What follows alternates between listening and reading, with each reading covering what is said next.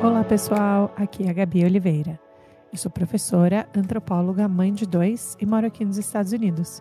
E esse é meu podcast Uma Estrangeira. Hoje no episódio eu converso com a Joana Treptow. Gente, a Joana é apresentadora do Jornal da Band e do podcast Pare o Mundo que eu quero saber, entre outros 1000 projetos que ela faz que vocês vão escutar nesse episódio de hoje. Eu conheci a Joana porque eu participei do podcast dela, né, do Pare o Mundo que eu quero saber, que eu amei. E aí, nesse meu papo com ela, eu fiquei tão inspirada pela inteligência, pela boa vontade, disposição, humor, beleza, tudo que essa mulher tem, gente. Ela é maravilhosa, por todos, né, de todas as maneiras. E eu tô empolgada pro futuro dela, porque a gente precisa de mais jornalistas como a Joana. Eu amo essa ideia dela, né, de democratizar a informação, de facilitar o acesso, e eu acho que isso faz muito parte hoje de como a gente consome notícias. Então vão lá seguir lá no Instagram, Joana Treptow, e também no Twitter e em todas as plataformas, tá bom, pessoal? Então fiquem agora com o meu episódio com a Joana. Obrigada! Super obrigada por ter topado participar. Eu sinto que eu meio que entrei lá no seu Instagram e falei, por favor, agora vem falar comigo. Eu falei, sim, por favor, eu quero. Não, mas de verdade, gente, para quem não sabe, como eu conheci a Joana, eu participei, né, de última hora, assim, eu senti ali do podcast, porque por causa das coisas que estavam acontecendo no mundo, né? Foi a primeira semana de guerra. Foi a primeira semana de guerra, foi no final da primeira semana de guerra, exatamente. Nossa, e como que foi aquela semana? O que mudou para você, assim, no seu dia a dia daquela semana, ou as coisas agora já estão meio numa rotina de tanta informação, né, que a gente tem que ter todo dia, mas aquela semana mudou muito? Mudou muito. Eu tô muito acostumada, Gabi, a não ter rotina, e eu gosto disso. Não sei se é do meu signo, meus Qual é astros. seu signo? Qual é seu signo? Sagitário, não gosto, Ah, não tem como. Eu sou sagitariana, não gosto de rotina. E eu sempre pensei em trabalhar em alguma coisa que não tivesse rotina. Isso de ter muita informação nova todos os dias e estar sempre acrescentando conteúdo à minha bagagem é algo que me deixa louca de prazer. Eu amo isso, eu gosto. Mas naquela semana, tudo virou de ponta cabeça, porque eu tô acostumada com acontecimentos, claro, importantes e que a gente precisa correr atrás de informação para entender melhor o que está acontecendo, mas não daquela magnitude. A gente já vinha falando sobre aquela tensão e tudo mais, e eu acordei, foi numa quinta ou sexta-feira, não me engano, não me lembro, mas eu acordei e eu vi que, enfim, a guerra, quando você vê o que você vê, né, a guerra começou, você fala, calma, mas começou como? E aí, jornalismo, né? Começam a te ligar desesperadamente, vai ter que vir logo fazer um mapa sobre os gasodutos da Rússia, explicar como foi que Napoleão também tentou invadir, e você começa, meu Deus do céu, eu não sei isso, calma. Aí começa a estudar, a escutar, a ver vídeo, e aí a tua vida vira apenas aquilo, né? Eu tenho muito medo de errar, é possível, nós somos humanos, então, falando com especialistas no podcast, que nem eu falei com você, muitas vezes eu faço perguntas que não fazem sentido. Ontem eu perguntei sobre aquela condição que o Bruce Willis que doença, né? Eu perguntei para uma médica, ela falou, olha, não é uma doença, então não tem como você saber, você vai aprendendo, mas ao mesmo tempo você está naquela posição de ter que ensinar ou repassar a informação. Então, é uma mudança muito brusca quando acontece alguma coisa assim. Nossa, não, impressionante. Isso que você falou é interessante, essa questão de não querer errar.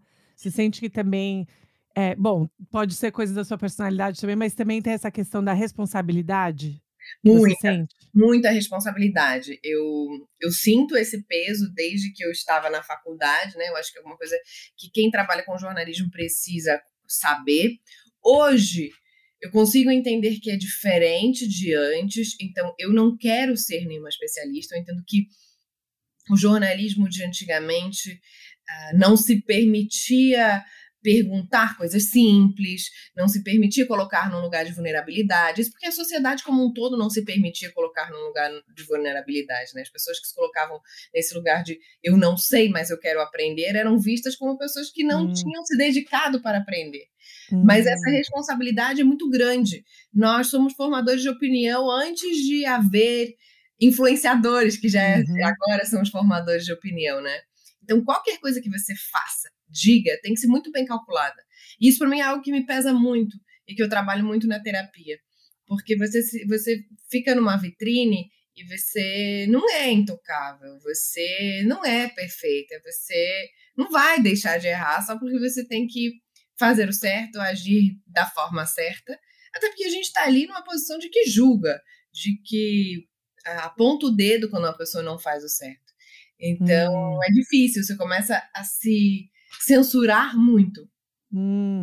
E pensar, você sente que você... Porque você também está no Instagram, né? E você também tem esse outro caminho de conversar com a audiência, né?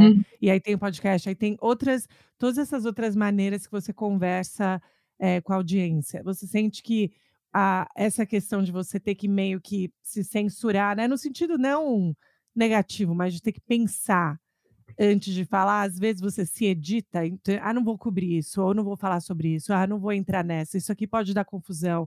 Eu digo mais assim, por exemplo, no Instagram, né, que é uma plataforma diferente. Com certeza, eu tento ser o mais espontânea possível sempre. Isso foi uma luta que eu sinto que eu estou vencendo, que é me permitir ser eu. Nunca tive coragem para ser eu, porque eu sentia que eu era diferente das outras pessoas no jornalismo. Eu entrei num momento muito decisivo ali do jornalismo, a internet, o 4G estava começando a bombar aqui no Brasil, o YouTube estava começando a bombar com blogs diferentes, enfim, pessoas fazendo transmissão ao vivo, o Mídia Ninja nas manifestações de 2013, mostrando um paralelo ali, as pessoas querendo ver a mídia alternativa. Então, eu comecei no jornalismo ali, naquele momento decisivo. Eu tinha referência do passado, que era isso do intocável, né? O jornalista de terno e gravata que vai para Brasília, cobre política e que só fala a mesma coisa. Se você ligar em qualquer canal, mudar a estação de rádio, você vai ouvir basicamente a mesma coisa. Isso falando de uma forma geral, né? Principalmente repórter, não grandes apresentadores, enfim. E aí eu queria muito ser eu. E eu tinha medo de ser eu, até porque me limavam muito. Algumas chefias, quando eu era estagiária, e tudo bem, eu acho que faz parte, me pediam para não ser eu. Olha, Joana, você está sorrindo demais, você está brincando demais. E isso é uma coisa que eu fui trabalhando, que eu fui entendendo até onde eu posso ser. Claro que tem coisas que eu preciso editar, da mesma forma que eu vou me adequar aqui para falar com você, então eu vou colocar uma máscara. Mas eu quero que essas máscaras que a gente usa e troca no nosso dia a dia sejam o menos diferentes possíveis, né? Então, eu quero que a Joana que está falando aqui com a Gabi seja o mais próximo possível da Joana que está na televisão. Aqui eu posso fazer uma brincadeira, na televisão eu não vou poder. No podcast eu já posto de novo, mas vai ser uma brincadeira diferente.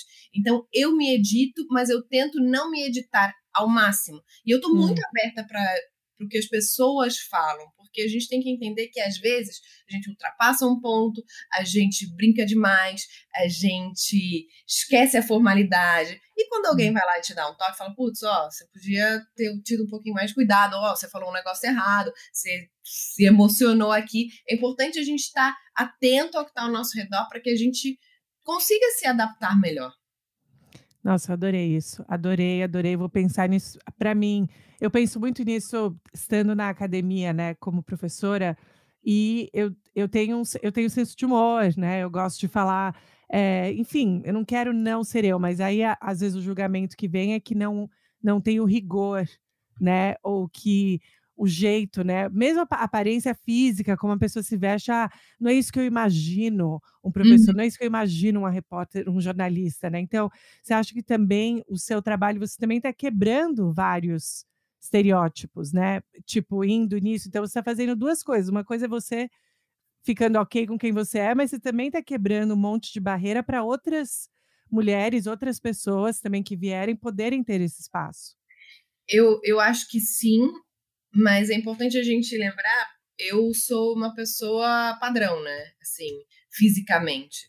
Então, fica muito fácil querer quebrar estereótipo. Eu sou europeia, né? Eu sou portuguesa, mas eu tenho traços mais holandeses, que eu sou a cara da minha avó, né? Então eu sou mais branquinha, olho claro, cabelo loiro, tenho muita facilidade em me vestir do jeito que eu quero, se eu quiser fazer algum tratamento estético, qualquer coisa. Então, eu sou muito padrão. Quando você é muito padrão, você fica com muita mais facilidade de quebrar esses estereótipos. Isso é uma coisa que eu também tenho muito cuidado.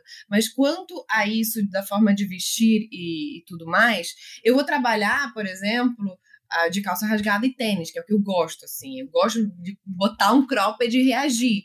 Eu tenho a minha linha, que é tênue entre o que pode e o que não pode. Mas eu comecei no jornalismo com 18 anos.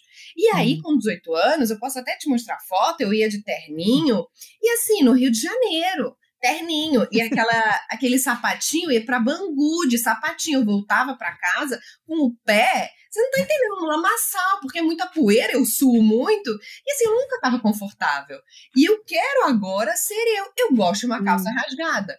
No outro dia eu fui trabalhar, eu estava apresentando um jornal de tarde, que eu não apresento mais, na TV fechada, no Band News TV. E só apareço assim, enfim, da cintura para cima. Se eu souber que vai ter algum entrevistado muito importante, eu vou colocar uma calça mais social, talvez um sapato mais social, salto alto não dá, que eu tenho problema de coluna, então esquece. Mas eu tava lá, e quem apareceu de surpresa? O ministro Marcos Pontes. E aí ele entrou pra gente entrevistá-lo. E no final, eu primeiro fiquei um pouco constrangida e tal, mas eu falei, eu tô aqui trabalhando, tá tudo certo, eu tô fazendo meu trabalho, isso não me desqualifica. No final, eu falei, ministro, eu peço desculpa porque eu tô aqui de calça jeans rasgada, mas eu não sabia que o senhor ia vir, eu gosto de trabalhar mais assim. Ele falou, o quê? Você tem que estar confortável, tá tudo certo. Então, eu acho que é alguma coisa que a gente precisa realmente tirar da nossa cabeça. Existe um sensor invisível que nos causa um temor de sermos nós, né? Principalmente mulheres. O que nos tira a credibilidade. Ontem eu fui trabalhar de óculos e um colega virou e falou assim, nossa, que bom, você tá com uma cara mais velha. Eu falei, mais credibilidade? Mais credibilidade. Eu falei, eu não preciso de óculos para me dar credibilidade. Eu tenho a credibilidade que eu construo. Então não é a roupa que tira a credibilidade. Você como professora não vai ser isso. Mas o que nos lima e o que começa a polir a nossa alma são os julgamentos alheios, né? Isso é difícil de se livrar. Total. E uma coisa, e assim, claro, voltando um pouquinho, porque eu já queria conversar com você, mas aí depois que a gente conversou e você levantou que você era, né, que você é portuguesa, que você tinha vindo ao Brasil, eu falei, gente, a gente não escuta tanto, né, desses caminhos. E aí, então, que você estava falando, mas você parece com a sua avó, que era holandesa, é holandesa? Minha avó é holandesa, ela mora É no Rio. holandesa. Ela mora no Rio. Então, como que foi para vocês? Por que vir ao Brasil? Como que foi essa jornada da sua família? Eu costumo falar que eu sou muito rafeira, que é uma palavra portuguesa para vira-lata, né? Sim. E eu tenho um pouquinho de cada canto. Então, minha avó é holandesa. Tá. Ela nasceu em 42 em Haia, durante a Segunda Guerra. Conheceu meu avô, que era português, foi morar para Portugal. E aí teve os filhos. Minha mãe conheceu meu pai, brasileiro. E meu pai foi para Portugal. Eles se separaram, meu pai agora mora nos Estados Unidos. E nós, em 2009, por causa da crise na Europa, resolvemos migrar para o Brasil, porque a gente já tinha família aqui. Então, como havia uma proximidade, enfim, os meus tios já faziam esse vem e vai, e a gente falou em 2009, não adianta, minha mãe ia ficar sem emprego, a situação estava muito, muito, muito feia lá, vamos juntar a família. E aí a gente veio para o Brasil em 2009. Então veio minha mãe, minha avó e eu, e o cachorro também. Uau! Já não está aqui mais com a gente, mas que foi um grande parceiro nessa mudança. Eu tinha 15 anos. Nossa, 15 anos. E assim, isso é uma coisa, esse fluxo, né? É um fluxo que a gente não escuta tanto, que é da Europa para o Brasil por situação econômica. A gente escuta mais o oposto, né? Os brasileiros saindo, indo. E aí, o que você acha que no Brasil existia de oportunidade que em Portugal não tinha, assim? Como que foi essa, sabe, olhar assim o comparativo? A da parte da família, super claro, importante juntar a família, mas o que tinha de esperança ou de oportunidade que vocês estavam olhando no Brasil? Absolutamente tudo, 2009, né? Petróleo jorrando, esperança a mil. Aí uma O expectativa. Chris é aquela capa da Economist, né, da revista, que era o Exatamente. Chris, tipo, levantando. O Cristo no foguete. Sim. A gente tinha expectativa em relação a Olimpíada, a Hum, Copa, né? Muito investimento, os países do mundo olhando para o Brasil. Então, acho que hum, foi isso que nos fez vir. E a Europa estava numa situação muito, muito complicada. Não havia nenhuma expectativa de quando iria melhorar. Portugal é um país minúsculo, né? uhum. Tamanho de Pernambuco. Tem uma população que eu falo com as minhas amigas de Portugal, elas não conseguem ter a dimensão do que é morar em São Paulo, né? É uma loucura. São Paulo você não é nada, você é uma formiga no meio de um maior formigueiro do mundo. Todas as distâncias aqui são um absurdo. Ontem eu fui da minha casa até o Brás, que eu nunca tinha ido pro Brás, sem ser para fazer matéria. Demorou 1 hora e meia. Eu falei, meu Deus, você é em Não, Portugal, você tá quase na outra você ponta está do em outro país. país. Então, a gente veio realmente com muita esperança de conseguir mais qualidade de vida, né? De estarmos tanto mais próximo da família, quanto termos mais oportunidades. Minha mãe achou que ia ter grandes oportunidades de emprego e tudo mais. Não foi bem assim, mas a gente só tem amor e felicidade e gratidão pela mudança, né? Foi o que tinha que ser, até por Hum. conta da minha profissão hoje e onde eu tô hoje. E com 15 anos, qual foi sua sensação de mudança? Se eu vou ter que ir para um outro colégio, eu vou conhecer gente. Você teve ou você estava mais empolgada ou um pouco insegura, assim, com a mudança? Porque 15 anos a gente está numa é uma idade um pouco vulnerável, assim, né, para nossa cabeça. Foi uma sensação de pânico total. Primeiro, eu tinha muita vontade de mudar, porque eu, eu estudava numa escola pública lá em Portugal e eu sofria muito bullying, mas assim, muito, muito, muito. Então, antes de Qual sair, que era o tema do bullying que você sofria? eu entrei, não era nenhum tema, eu entrei na escola. Eu estudava num colégio particular, né? E eu me mudei para essa escola, só que, como é que eu vou explicar? Como se fosse no meio do ciclo, né? E aí eu Uhum. entrei numa sala que tinha um grupinho de meninas que era muito, muito, muito, muito má. E aí eu tava com 14 anos, aí o menino que não sei o que começou a gostar de mim, aí esquece. Hum. Saí da escola, né, com um pedido do psiquiatra, foi bem ruim pra mim na época, eu não queria ir pra escola de jeito nenhum. Então quando a gente se mudou, eu tava muito esperançosa nesse sentido, eu não queria ficar em Portugal. E eu sentia que o meu futuro não era ali. Eu não sei te explicar Hum. qual é essa sensação, mas Portugal é minha casa, meu lar, minha nação, minhas raízes. Eu tenho todo o amor do mundo pelo meu povo. Mas eu falava, eu não me identifico tanto, eu não sei para onde eu vou por aqui. Hum. Então, quando a gente falou em mudar, e fui eu que falei para minha mãe, falei, vamos ficar um dia no Natal. Eu falei, mãe, e se a gente fosse ficar com os nossos tios? Aí minha mãe olhou, eu falei, falou, bora. Então, essa mudança foi algo que me uniu muito à minha mãe e minha avó. Eu já era muito próxima delas, fui criada por elas, enfim, não tinha como ser mais próxima delas, mas a gente se uniu de um jeito que, para mim, hoje, lar é onde elas estão. Então, eu tô aqui em São Paulo, elas estão no Rio e tal. Eu não tenho nenhum lugar que eu me sinta em casa mais. Eu sei que eu sou do mundo. Eu estou em casa onde elas estiverem. Mas o primeiro ano, para mim, com 15 anos, foi de chorar todo santo dia. Porque foi difícil, né? Eu só fui entrar na escola, acho que 5 meses depois que eu cheguei aqui. Porque a gente teve que procurar terreno para construir casa, nananã, nananã, nananã. Meu tio morava em Vargem Grande, que é muito longe lá no Rio de Janeiro de tudo. Então eu não conseguia fazer amigos. E comecei a ficar com muito medo, comecei a virar um bichinho do mato. E o que vão achar de mim? Eu falo esquisito. Mas assim que eu fui para a escola, tudo mudou, porque eu fui para Niterói, né? Eu cheguei numa turma que são os meus melhores amigos até hoje. Todo mundo me acolheu muito. E Hum. eu queria Portuga. Então, não é que eles me zoavam a forma como eu falava, não era uma zoeira babaca. Eles queriam que eu falasse mais para eles rirem mais e a gente zoar tudo o dia inteiro. Então, é aquele momento de angústia que você não sabe o que vem depois, mas que você precisa confiar, porque sempre Hum. vai ser o melhor. Hum. Isso é esse pensamento da esperança, como a gente até tinha falado lá, né, na primeira semana da guerra, como isso, no final, é o que motiva, né, pais a fazerem essas escolhas e levarem os filhos para outros lugares e migrarem, como a gente vê como a esperança e achar que vai ter uma oportunidade melhor é importante. Mas aí na escola, só porque eu tenho muito interesse nisso que você falou, então, essa questão de você falar de outra maneira, para você não foi um problema, porque foi encarado meio que como algo positivo e divertido. Foi isso? Eu me senti muito acolhida, assim, muito acolhida.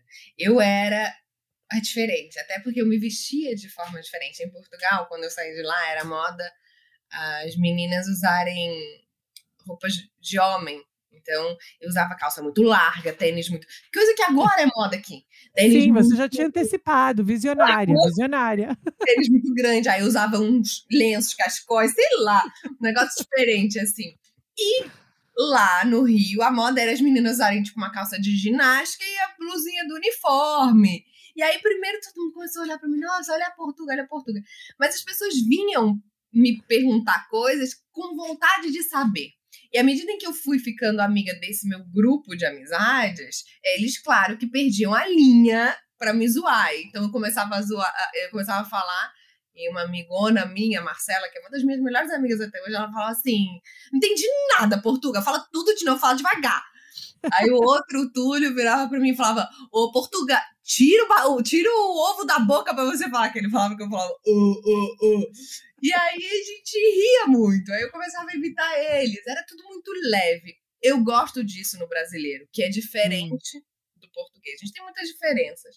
A gente tem pontos que se completam, né? Eu acho que o europeu tem um jeito muito diferente. Eu acho que o brasileiro é muito peculiar, muito peculiar. E o brasileiro é acolhedor. Pode ser que esse acolhimento seja até a segunda página só? Pode, mas é muito acolhedor e eu fui muito abraçada quando eu cheguei aqui pelos meus colegas. Então, eles... Foi decisivo esse momento. Eles realmente me ajudaram a virar uma página e a espantar o medo. Não, eu adorei essa história, porque, de novo, ela não é o que a gente normalmente escuta, né? Quando a gente olha até para crianças aqui nos Estados Unidos, que imigram e tudo isso, normalmente o sotaque, o jeito de falar, sempre é o que gera um pedaço que gera o bullying, né? E nesse caso, virou algo que é um laço entre Sim. vocês, né? E o que mais é diferente? Que agora eu fiquei curiosa. O que mais é diferente entre portugueses e brasileiros aí na sua Uma, visão? uma coisa que é muito diferente, que a minha mãe pega muito no meu pé, é o compromisso com a palavra. Hum. Então é o seguinte, em Portugal, se eu tô em Portugal, eu viro pra você e falar assim, Gabi, vamos tomar um café? Acabou, a gente vai tomar um café. Não tem isso, tipo, Gabi, 8 horas eu tô aqui. 7h50 eu tô aqui pra te esperar. E o brasileiro é muito, tá bom, e aí a gente se vê, tá? A gente marca. E isso é uma coisa que pro português envolve palavra. Hum. É porque nós somos muito literais. E o compromisso é muito grande. Principalmente no Rio de Janeiro, que é bem diferente aqui, né? Quando você fala sobre coisas profissionais e tal, ali o carioca tem uma dificuldade maior, todo mundo sabe disso. Então eu acho que essa parte do compromisso e de você realmente agir do jeito que você fala, você falar algo e você ser isso. Hum. Então, você não vai ver alguém. Claro que tem muitos enganadores pelo mundo, mas é muito mais difícil alguém falar, porque eu sou isso, eu sou aquilo. Não é. Hum. Aqui é tudo muito mais. Uhul, olha, eu sou, eu vou acontecer. Isso eu acho muito engraçado, porque quando eu me mudei para os Estados Unidos, enfim, eu falei: "Gente, eu não me imaginava", meu marido é americano, né, mas eu falei: "Não me imaginava casando com americano e tal", porque eu acho tão diferente, né. Mas eu falei: "Uma coisa que eu sempre gostei desde o começo foi isso, ele fala exatamente o que ele sente, o que que ele é e o que que vai Exato. acontecer". Não Tipo, não tem joguinho, sabe, vamos. assim, não tem assim: "Ah, mas será que ele isso, será que vai rolar? Será que ele gostou? Será que isso", não, não, não, não, é exatamente o que é. E no final para mim funcionou, porque eu acho que tem mais a ver com a minha personalidade isso. Mas você acha que em termos das suas amizades e relacionamentos, você sente que também essa maneira brasileira para você faz mais sentido? Ou você ainda segura muito dessa parte da sua origem portuguesa de ser mais do compromisso específico? Aí eu acho que eu sou uma bela de uma mistura, até porque minha mãe, ela fica fazendo uma marcação cerrada em mim, né? Então ela não quer que eu deixe os nossos costumes. Mas eu acho que eu sou uma bela de uma mistura. Eu gosto da leveza de você poder ser mais fluido, então ser menos duro. E quando eu falo em ser menos duro, às vezes é ser menos duro com você mesmo, né? Não se Hum. chicotear. E também ser menos duro com os outros. Julgar menos. Eu acho que o português é um povo que julga muito, tá sempre muito atento a cada detalhe. O brasileiro gosta de falar, Mas vamos combinar que fofocar é uma das ações mais primárias do ser humano, enfim. Quando, com certeza, as primeiras civilizações estavam lá batendo pedrinha na pedrinha, estavam falando do outro que não estava conseguindo bater pedrinha. Então, socializar passa por falar do outro e observar. Mas eu acho que o português tem esse jeito mais duro, né? De olhar, de julgar, de falar que não faria. E não é bem assim, todos nós temos teto de vidro. Então eu gosto da flexibilidade, da fluidez do brasileiro, da leveza. E ao mesmo tempo eu acho que é preciso nós sermos muito compromissados conosco mesmos e também com os outros. Então tem que ter uma pitadinha. Você tem que saber o que usar e quando, né? Ser leve, mas também ser duro e apegado aos teus valores. Não, adorei, adorei. Você tem que escrever o livro de conselhos de vivendo essa vida intercultural. Acho fantástico. E aí, então, você termina a escola e vai fazer faculdade de jornalismo, logo depois da escola. Foi isso? Logo depois, eu fiz meio aninho de pré, né? Porque o ensino em Portugal é muito diferente do ensino aqui no Brasil. Então, deixa eu tentar lembrar da minha idade. Acho que desde os 12, 13 anos, eu já não tinha as matérias todas. Eu aprendi matemática no ciclo básico, assim, de uma forma muito não específica. Aqui no ensino médio você já aprende a matemática, biologia, química, física de uma forma específica, né? Matemática 1, 2 e 3 e tal. Em Portugal, não. Porque eu, quando entrei no que pra gente é o ensino médio, eu já escolhi qual área eu queria seguir. Eu sempre quis ser jornalista. Então, as minhas matérias eram específicas de jornalismo. Era português e literatura e matemática aplicada às ciências sociais e geografia, história. Então, eu esqueci tudo isso. Daí, quando eu vim pra cá, imagina, eu cheguei no terceiro ano. Houve também um pequeno problema aí com o meu diploma. Eles acharam que era para eu ir para o terceiro ano, sendo que o ideal seria eu ir para o primeiro, né? Eu terminei o ensino médio, tinha acabado de fazer 17, eu estava com 16. Então, imagina, tipo... Muito nova, E aí, eu fiz um ano de pré-vestibular para ver se eu conseguia passar no vestibular. Mas não foi muito fácil. Então, eu fiz a faculdade privada, né? Eu entrei numa faculdade, eu queria estudar em faculdade pública. Aí eu não conseguia. Aí logo depois eu fiz faculdade. E aí você fez em jornalismo? Jornalismo.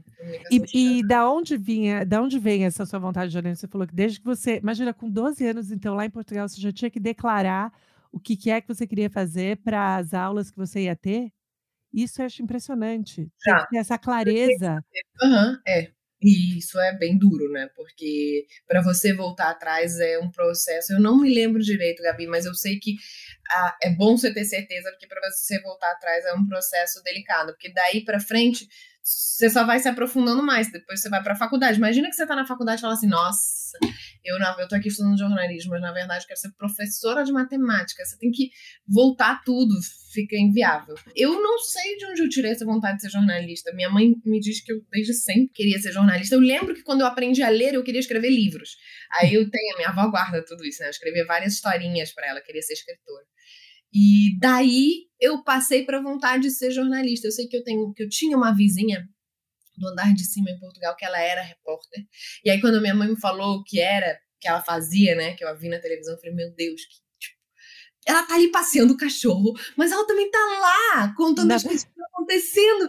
Que maravilhoso, tipo, essas são duas pessoas, né? Como é que ela passeia o cachorro, mas ela é tão séria assim, ela sabe de tudo. Uma pessoa que sabe de tudo igual ela sabe, ela não pode estar passeando o cachorro junto com o meu cachorro. Aí isso começou a me fascinar. E daí pra frente eu só pensei em mudar quando eu cheguei na faculdade, fui procurar estágio e vi o salário de jornalista, salário e condição de trabalho, né? Então os salários eram muito baixos, tudo trabalhando no fim de semana. Aí eu falei pra minha mãe: mãe, eu não quero mais ser jornalista, eu quero fazer direito. Porque na época tinha uma novela que a Giovanna Antonelli era delegada, e andava armada. Nossa, era demais. Aí eu vi que delegada ganhava bem, aí eu falei: mãe, eu quero fazer direito. A minha mãe falou: filha, é o seguinte, você tem bolsa na tua faculdade, né? Você pode fazer direito depois de você terminar do jornalismo. Então, você faz jornalismo, aí você começa a trabalhar para pagar a faculdade de direito. Eu falei: não deixa, vamos ser jornalista mesmo. Tudo bem. E aí, aonde foi seu primeiro estágio? Onde você começou? Meu primeiro estágio foi na agência F, que é uma agência de notícias espanhola.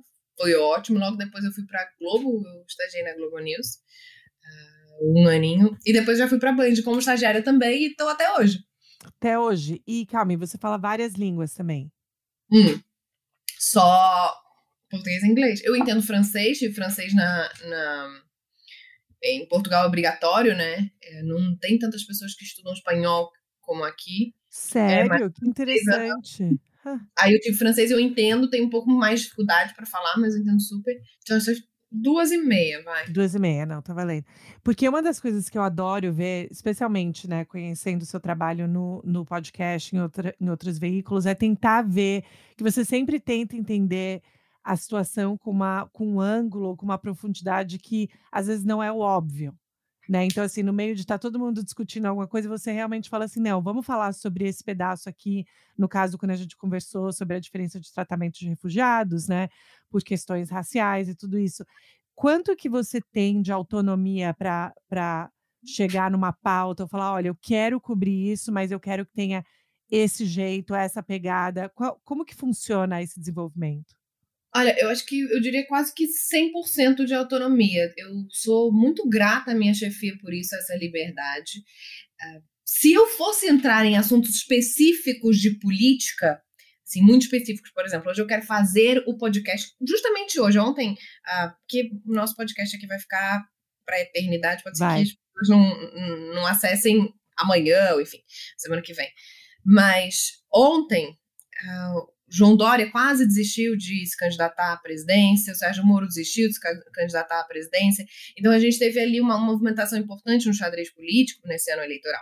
Se eu quisesse entrar nisso aí a fundo, que é algo que eu não sou comentarista, entendo porque acompanho, eu acho que eu teria que ter um pouco mais de cuidado, né, para não emitir muito a minha opinião, que é importante isso, né, no jornalismo. Agora, eu gosto de assuntos mais abrangentes, eu gosto de falar um pouco de tudo. Então, nisso, eu sinto que eu tenho quase que 100% de liberdade. Eu recorro à minha chefia quando eu não tenho certeza de alguma coisa. Então, por exemplo, eu quis fazer um podcast sobre armas nucleares quando a gente estava no auge ali da guerra da Ucrânia. Aí eu perguntei pro meu chefe, tem problema? Por quê? Porque eu tenho medo de ser alarmista. Era no início da guerra. Então, a gente ainda tem que ter cuidado para não deixar a população em pânico. Mas sobre os assuntos, eu falo do que eu quero, e isso eu acho muito importante, assim. Acho que foi uma construção de confiança, né, que foi feita ao longo dos anos. Eu tenho muito cuidado com o que eu faço, eu tenho muito cuidado para não ser muito taxativa nas coisas que eu falo e também para não sair ali do senso comum, porque você precisa se indignar e quando a gente se indigna, a gente muda a nossa sociedade como um todo. E tem algumas opiniões que estão ali no senso comum que eu posso emitir. Sou jornalista, mas eu posso emitir uma opinião. Numa situação de racismo, numa situação de violência, numa situação de abuso, a gente precisa emitir a nossa opinião. Então, acho que foi uma construção aí dessa confiança que foi feita entre a chefia e eu sei onde eu posso atuar, eu sei qual é o meu lugar, o meu papel ali, né? Então, o meu papel hoje é de tentar mudar um pouco essa linguagem. Eu quero que o jornalismo chegue ao máximo de pessoas possível, porque eu sinto hoje que os jovens não são tão apegados ao jornalismo como eram. Por conta da linguagem, por conta da dificuldade. Por que jornalista faz jornalismo para jornalista? Ou para economista? Ou para algum especialista? Não, a gente precisa falar de um jeito simples para que a população que não tem acesso à educação, porque não tem, que é o principal problema aqui no Brasil, consiga entender o que está acontecendo. Gente, porque no outro dia eu fiz um podcast, o Pare o Mundo, né, que você participou, sobre a decisão do Tribunal Superior Eleitoral em relação a Pablo Vittar, né, que pegou a bandeira do Lula no Lollapalooza e tal. E aí eu fiz uma pergunta que, para quem entende, é básica, que é o seguinte: como é que um ministro toma uma decisão, né, ele fala assim, tem que ter uma multa, mas aí depois todos vão se reunir, vão discutir e vão ter um entendimento diferente sobre a Constituição. Aí eu vi nos comentários que algumas pessoas falaram, nossa, que pergunta é essa, que jornalista... Quantas pessoas não sabem o que é isso da interpretação da Constituição e como isso torna a nossa judicialização frágil. Então, a nossa justiça é frágil porque a nossa Constituição permite muitas interpretações. E a galera da minha idade não sabe. Não mesmo, eu não saberia também. A gente tem que fazer jornalismo para todos. Se para você esse assunto está muito básico, então aí você recorre a alguém que já está falando outro nível. Que eu fico muito impressionada, e aqui nos Estados Unidos, né, teve uma pesquisa grande que os jovens de 15 a 16 anos aqui nos Estados Unidos não sabem a diferença entre um fato e uma opinião. E isso, as escolas têm muito problema ensinando o que que é isso, e aí eles estão tentando, né, ver na educação básica, imagina, a diferenciar o que que é um fato e uma opinião.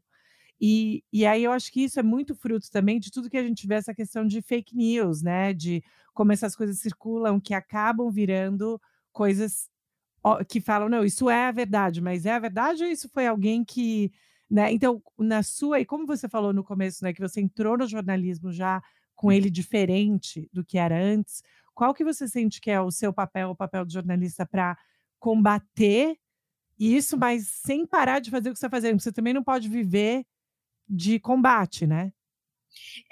Não dá para viver de combate, mas eu acho que dá para ser combativo todos os dias. Você estava falando sobre essa dificuldade em saber a diferença entre um fato e uma opinião, e eu tô lendo um livro muito legal, um livro mais denso. Eu tô procurando aqui o nome para vocês, ó, é Rápido e Devagar. O autor é Daniel Kahneman. Ele é psicólogo, o livro é muito bom. E aí ele explica como é que o nosso cérebro funciona. E eu acho que isso, eu estava falando com o Eduardo Oineg, que apresenta o jornal comigo, eu acho que isso fala muito sobre essa nova geração. A gente tem 2 funcionamentos do cérebro, de uma forma muito básica, né? Eu estou repetindo o que ele explicou, que seria o sistema 1 e o sistema 2. E o sistema 1 assimila a informação de uma forma mais intuitiva, não de intuição de sexto sentido, mas você tem ali uma coisa automática. Como é que você dirige? Você não pensa, vou botar a primeira marcha, ou então vou ligar. Você é o automático, né? Como é que você frita um ovo enquanto você está olhando dos teus filhos correrem e fazerem bagunça? E aí você tem o sistema 2, que já precisa de um esforço maior para assimilar as informações. E são esses sistemas que nos trazem conclusões e julgamentos sobre tudo que a gente vive. Então, eu sinto que hoje a galera não quer empregar tanto esforço e trabalho nesse sistema 2. A gente precisa ter informação. A gente precisa ler livro para que a gente tenha um repertório grande, né, de conteúdo. E quando você me fala alguma coisa, eu vou aqui no meu cérebro, eu acesso esse meu repertório e aí eu vou conversar com você de acordo com isso. Senão fica tudo muito raso. E aí eu sinto que esse é o desafio dessa nossa geração. A gente tem essa questão das redes sociais que são muito importantes e desde que eu entrei, eu falo sobre a importância nas redes sociais, eu tenho um monte de projeto na Band em relação a isso. Me proibiam de usar o Snapchat para mostrar os bastidores do jornalismo. Hoje em dia me pedem, por favor, para fazer isso, né? Eu ganho dinheiro fazendo isso. Então, é importante que a gente saiba se apropriar disso, que a gente esteja no Instagram, TikTok, absolutamente tudo, que faça rios de dancinha, isso não tira a tua credibilidade, mas que a gente saiba a hora de parar e de consumir o que é importante para nós. Da mesma forma que a gente tem que saber a hora de parar de consumir, porque é tanta informação que se torna exaustivo.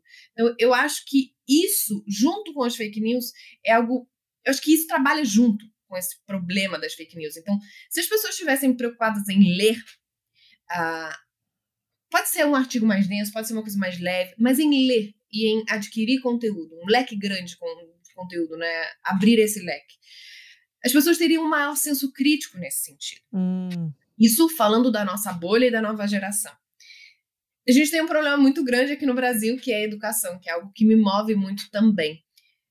O acesso à educação no Brasil é muito deficitário. E isso faz com que as pessoas não tenham um senso crítico, não tenham nem tempo para pensar quem falou, quem fez, quem não fez. As pessoas estão no transporte público, demorando 2, 3 horas para chegar no trabalho, né? Estão cuidando dos filhos, estão com problemas para pagar as contas. Como é que você vai parar e ler, parar e estudar? Como é que a criança, né, numa periferia, numa favela ou num sertão, vai para a escola sendo que tem que cuidar do irmão mais novo, sendo que tem que trabalhar? Então, a gente cria aí uma população com um senso crítico muito deficitário. e que se torna muito vulnerável a governos, a lideranças, a frágeis e maldosas, né? Às vezes até criminosas. E eu acho que o meu trabalho no jornalismo, quase que diariamente, é nesse sentido. Eu gosto do que é didático, eu gosto do que é fácil, eu gosto do que é leve. Então, dá para ser leve. A gente pode explicar uma operação da Lava Jato, que já está lá no passado, mas tudo bem, de uma forma mais leve. Mas é difícil você encontrar isso, porque quando você vai ouvir alguma operação da Lava Jato, primeiro você escuta o nome da operação em latim, depois você escuta um monte de envolvido que você nunca ouviu falar, e parece que se você não souber quem é aquele cara, vai ser uma ameba, né? Vamos supor, não sei o que, José Serra. Gente, desculpa, tem gente que não vai saber quem é o José Serra. Para de achar que é óbvio, né? Então a gente precisa destrinchar, a gente precisa explicar. Não, tô falando que você tem que ter esse livro e tem que ser professora. E meu Já é sonho é ser professora. professora. Tá vendo? Já tô sentindo. Mas isso é super interessante, né? Que você falou eu também acho que às vezes tem uma soberba, né? De como as pessoas falam sobre alguma coisa assim, intelectualizam de uma maneira que é para o outro se sentir menos, né? Assim, Uhum. de hierarquizar o conhecimento ao invés de democratizá-lo, né? Isso eu acho que isso acaba sendo, às vezes, premiado, né? As pessoas falam: olha. Quer dizer que a pessoa sabe muito e tal, pela postura. E aí Sim. cansa, né, ninguém quer ouvir.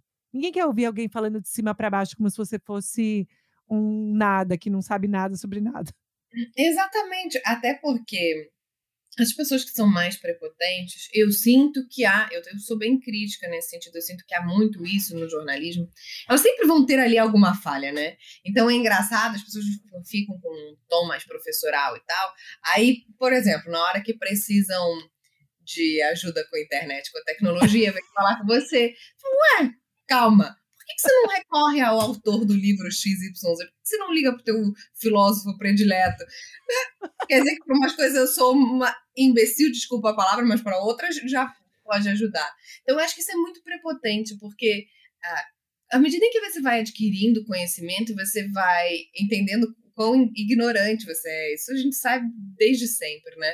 E você vai entendendo que aquele conhecimento pode te destacar sim, pode te ajudar na tua carreira. Quando te ajudando na tua carreira, você passa a ganhar um salário melhor, você dá uma condição melhor para tua família e tudo mais. Isso não é porque você é fenomenal, é porque você conseguiu. No Brasil, a maioria, 95% das pessoas não conseguem. Não podem, não tem essa possibilidade, né? Então, você não é o máximo. As pessoas hoje em dia se acham o máximo com uma facilidade, ou é porque tem seguidor, ou é porque tem um carro legal, ou é porque tem uma bolsa cara. Gente, desculpa, você não é o máximo. Você vai ser o máximo no dia em que você fizer a diferença na vida das outras pessoas e ajudar a construir um mundo melhor. O dinheiro, o status, a tua posição, se você é chefe, se você não é chefe, eu não posso nem falar aqui porque é um palavrão, né? Mas faz diferença no mundo. Na hora que você morrer, você vai perder e essas pessoas não vão lembrar de você. Vão lembrar de você com asco, com ranço. Eu tenho ranço dessas pessoas. Falam, ai, que preguiça. Então, se você faz diferença na vida de uma pessoa, aí sim, você está aqui cumprindo o teu papel no mundo. Eu acho isso. Eu acho que isso passa pela empatia de não fazer outro se sentir mal porque não está naquela mesma escada, no mesmo nível de conhecimento de você. E é exatamente o que você falou, e não porque a pessoa não quer, mas é porque as oportunidades dadas foram totalmente diferentes. Ainda que não queira. Às vezes, imagina, Gabi, eu posso adorar, sei lá, vamos supor, eu adoro filosofia da era não sei o quê. E aí eu vejo que faz todo sentido com as coisas que a gente está vivendo hoje. Não. Você pode achar uma chatice isso. Sim. A pessoa pode não querer. A pessoa pode querer fazer a dança do TikTok o dia inteiro. O que eu vou julgar? Vou achar que a pessoa o quê? Porque eu sei filosofia e ela sabe dançar, eu sou muito melhor que ela? Por quê? Talvez ela seja mais adaptada. Olha só, exatamente. E olha, essas danças, às vezes eu fico olhando e falo, gente, como Eu para queria. mim é uma vantagem, sinceramente, que na minha época não tinha quando eu era adolescente. Eu prefiro que fique tudo sem ter sido filmado, as danças. Eu queria ter uma desenvoltura boa, mas eu não tenho. Ai, Eu não sou mas é. portuguesa nessa altura. Mas eu sei que a gente está quase no horário, mas eu queria te perguntar rapidinho sobre o que você também falou no começo, que, né, que antes da gente começar a gravar, que você tá falando que você tem sua rotina, que você treina, né, todo dia, que isso é você fazer uma coisa por você. E Uhum. como que a pandemia, o Covid afetou assim, a sua ideia também do que é, né, ter uma vida saudável, ou pensar em longevidade, pensar também na nossa mortalidade, né, com a pandemia. Como que isso te afetou? Eu passei a fazer exercício depois que eu peguei Covid, né? Eu fiquei no hospital, eu fiquei internada 6 dias, e aí eu senti minha saúde, eu senti como eu era frágil, né? Eu senti como eu era, assim, uma questão de segundo, pode ser ou pode não ser. Você fica ali muito próximo, não da morte, da minha morte, mas você tá no hospital, ali internada, você tá próximo da morte dos outros, que seja, né? Você tá pensando, ó, enquanto eu tô aqui me curando, tem outras pessoas que não têm essa possibilidade. Então eu resolvi cuidar de mim, principalmente porque eu sou ligada no 220, a minha agenda todos os dias é mega lotada, eu amo trabalhar, eu basicamente vivo em função disso, tenho o privilégio de trabalhar e de ganhar dinheiro fazendo o que eu gosto, então parece todo dia que eu tô apenas me divertindo. Mas isso me consome muito, porque eu nunca soube o momento de parar. Quando eu ficava no ócio, pode ser um domingo, um sábado à noite, ou segunda de manhã, qualquer horário que eu tivesse meia hora ali de ócio, eu me sentia culpada por não estar produzindo. E isso me fez muito mal, não saber a hora de parar, não saber que eu preciso desligar. Não é nem por descansar, porque eu sempre descansei muito bem, mas para resetar a cabeça, pensar em outras coisas, pintar um quadro, fazer outras coisas que não sejam jornalismo e consumir informação, que o nosso cérebro precisa computar tudo que a gente está fazendo. Então, esse momento em que eu fiquei no hospital e tal, me fez querer desacelerar. Eu acho que a gente romantizou muito isso no início da pandemia. Ai, não, agora todo mundo vai viver em paz e união. Mas para mim serviu de certa forma. Foi ano passado foi um ano difícil, mas serviu para eu pensar em como é que eu quero viver, como eu quero dedicar meu tempo, minha atenção, para onde eu quero dedicar meu tempo, minha atenção, a minha energia e o que eu quero construir daqui para frente. Então, eu tô com 28 anos, eu acho que eu já vivi daquela forma automática bastante. Agora sinto que esse ano de 2022 foi uma virada de chave importante para mim, para minha pessoa, personalidade, para o meu jeito de viver. E eu tô gostando de viver essa nova fase. E você acha que isso tem a ver, então, com essa questão da pandemia e do Covid e tudo isso, isso para você te afetou?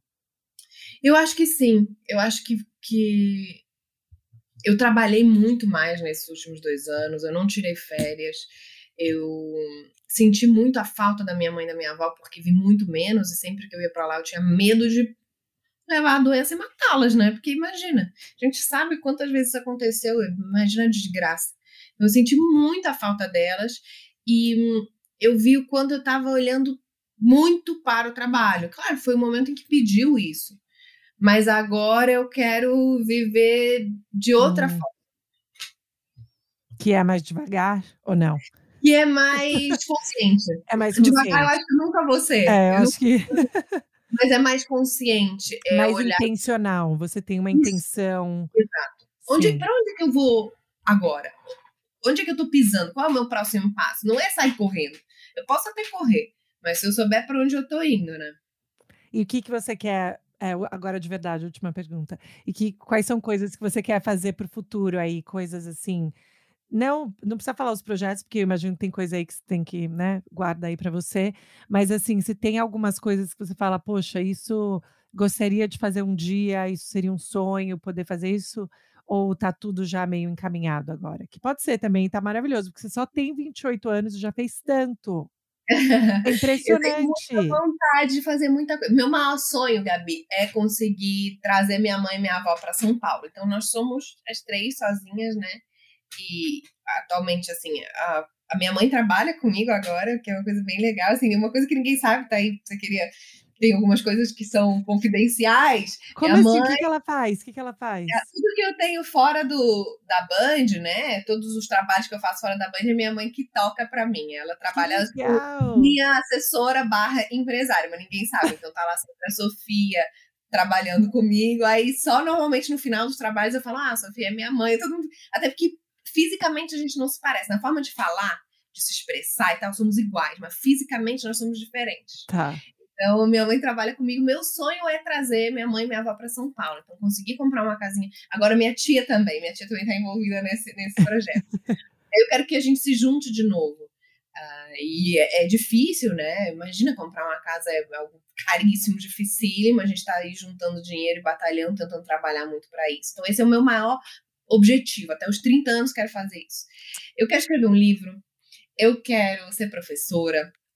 Eu tive até agora, durante quase 2 anos, um projeto de profissionalização de meninas, jornalistas, jovens jornalistas, porque eu acho que a gente precisa pensar nisso, na profissionalização. Como a faculdade hoje em dia, o ensino da faculdade é defasado. Então, você sai para o mercado de trabalho e você não consegue colocar praticamente nada em prática, né, do que você aprendeu.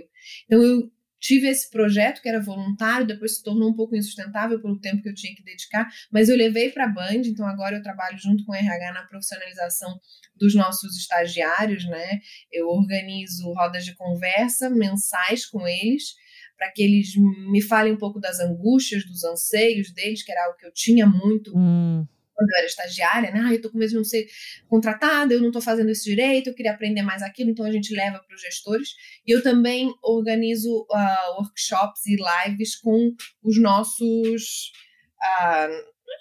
medalhões. Então, assim, a primeira foi com a Ana Paula Padrão, e imagina os estagiários falarem com a Ana Paula Padrão, foi demais. Que legal! Então, eu gosto dessa parte de desenvolvimento. E eu acho que, por enquanto, meus sonhos são esses. Nossa, mas já tá bastante. Pouca coisa.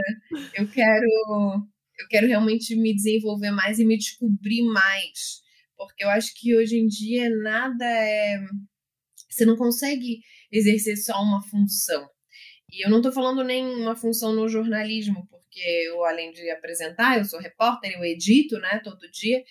Eu tenho podcast, mas eu acho que numa empresa você precisa se reinventar até na vida, né? O que você vai fazer? Você tem que ser multifacetado. Eu quero continuar me desenvolvendo nesse sentido.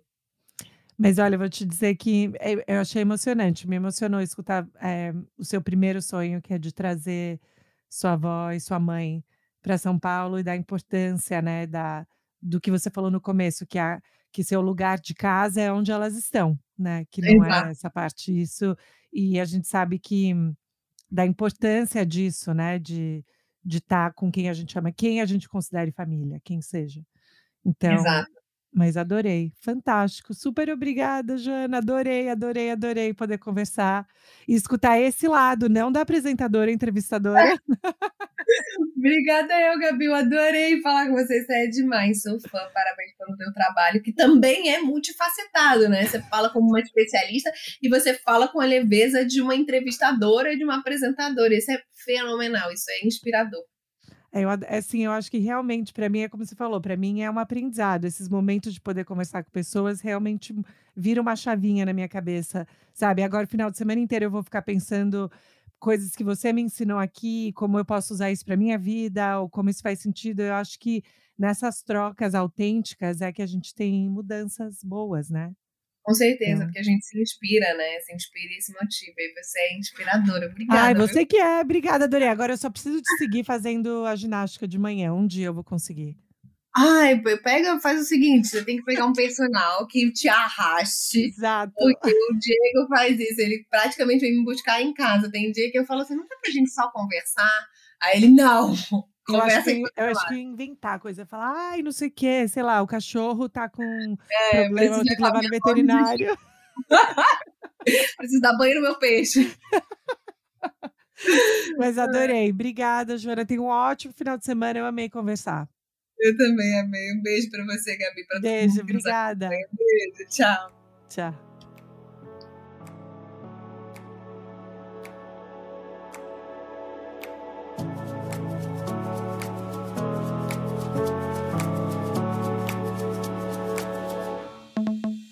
E aí, pessoal, gostaram do meu episódio com a Joana? Demais, né? Eu adoro que ela é portuguesa, carioca e paulistana agora, né? Várias culturas juntas. E como eu falei, eu gostei muito de saber da trajetória dela, dessa parte, né, dela emigrar para o Brasil, na adolescência, como que foi na escola. Ela tem uma história tão acolhedora para contar que eu acho que a gente não sabe o suficiente, né, de histórias positivas. Então, fiquei super feliz de escutar e aprendi muito. E agora fiz outra amiga, né, gente? Porque o que é esse podcast se não tentar ficar amiga dessas pessoas maravilhosas que existem aí pelo nosso Brasil? Então, gente, espero que vocês tenham gostado. Vão lá no Instagram, como sempre, o Estrangeira Podcast. E no nosso e-mail, estrangeirapodcast@gmail.com. Tá legal? Espero que vocês estejam bem, se cuidando. Eu já tô com saudade do Brasil e espero estar de volta em breve. Tá bom? Um beijo, pessoal. Obrigada!